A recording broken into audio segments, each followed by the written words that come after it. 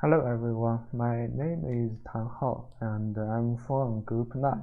I will introduce you about our team and the project. Our project is identifying authorship of source code and neural networks. And about our team, our project advisor is Dr. Wang Boyang. He is from Department of Electrical Engineering and Computer Science. Li Rui is one of our team members. He is good at C++ and Python and Microsoft softwares. And Jidong is another team member. He is good at C++ and MATLAB and Microsoft softwares. The last team member is me, Tang. I am good at C++ and C languages and MATLAB and Microsoft softwares.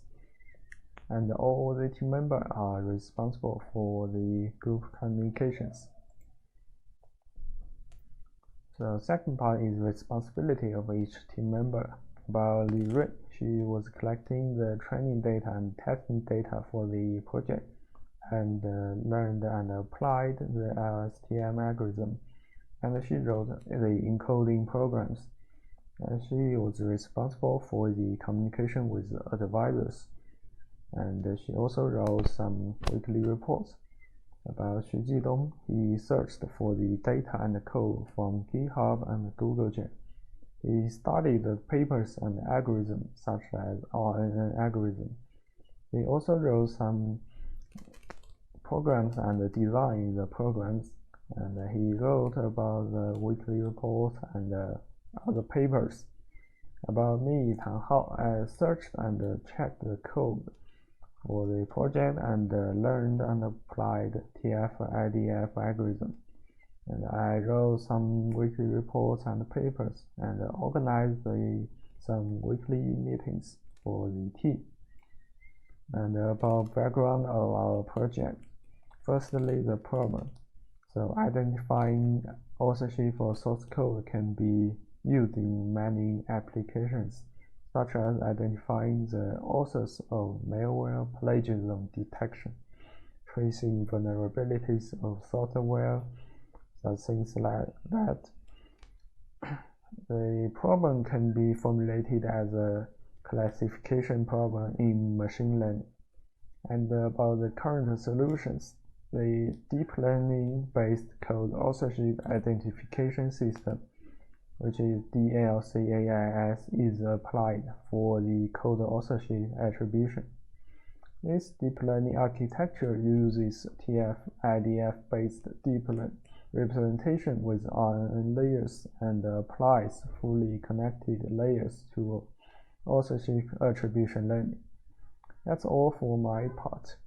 And let's welcome Jidong to introduce about the next part. Hello everyone, I'm Jidong Xu. In this part, I will introduce the content of principle and solution of our model. Let's firstly look at the picture. The model includes about 4 steps. The firstly is to encode code files by TF-IDF and then train the LSTM network. After that, we will make the classification by using the model. And finally, we will calculate the accuracy. If the accuracy is more than 65%, then the model could be finished. However, if the accuracy is less than the 65%, we will repeat this step. In the LSTM classification, there includes 3 main steps. Firstly is to encode sequence. Then it comes to LSTM network. And at last, it is the classification. To sum up, the main structure of our model includes TF-IDF, LSTM, and the classifier.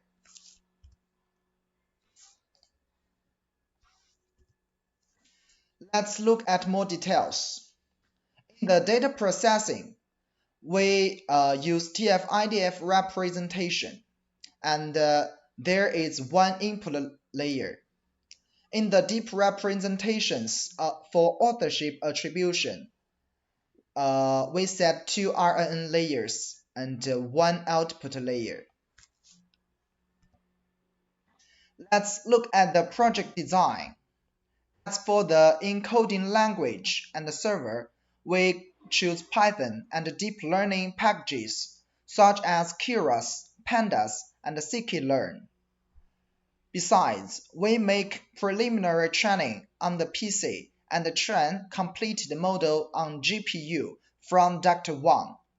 As for the dataset source and scale, we choose to collect code files from Google CodeGen. After that, we choose to focus on the C++ files for 20 authors, and the total number of files is 152. That's all about my part. Let's welcome Li Rui to introduce more interesting content about the program and model. Thank you.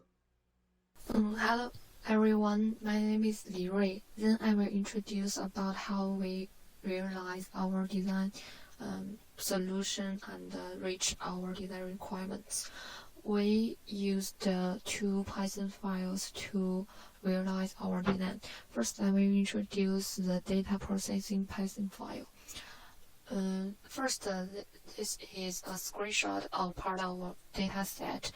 We used 152 C++ code files in the txt type as the unprocessed dataset, as we mentioned before. And after this data processing Python file, we will get the processed dataset. And we can see in this screenshots that the values in row is the TF-IDF sequence, and the blue block in column is the label and the ownership of this code file.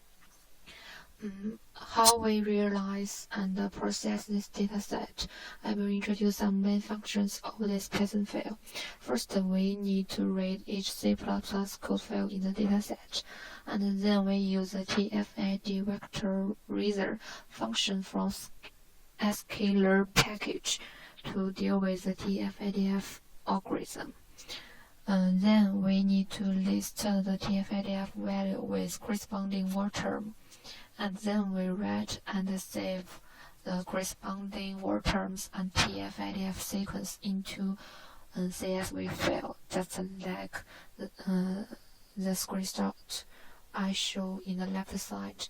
We will get the TF-IDF sequence for each code file, which will be as the input of our LSTM model. Then I will introduce the second Python file, which name is LSTM model. We use the train and test dataset that we get from last Python file, and we use 80% as train dataset and 20% as test dataset. And after this LSTM model, we will get the identification accuracy for train dataset and test dataset. I will introduce some main functions in this model file. First, we use the function that we defined named load data and load train and test data to load data from the CSV file we got from the data processing Python file. And then we split the dataset into train and test as 0.8 and 0.2 randomly. Then we transform this 2-dimensional matrix into 3-dimensional matrix because the input of LSTM mode has to be 3-dimensional. Then we use the function named generate parameter to set the learning rate, the neurons, the decay rate for each layer. And then we define a class named LSTM model, and we define a function named create model to create LSTM model with the set parameters. And here we can see we build 2 hidden layer and 1 dense layer. And then we define a function named train, and this function named error scheduler is used to adjust the learning rate, and we use this train function to train the model and at the same time save the model pace of the best performance. Then we define another function named test to test the dataset with the best model pace we saved before. And then after times of optimization and edit, we get identification accuracy as 84% for trained dataset and 67.7% for test dataset, which already satisfied our design requirement. So that's all how we realize our design solution and realize all the requirements. That's a reference we used in these slides. And that's all. Thank you.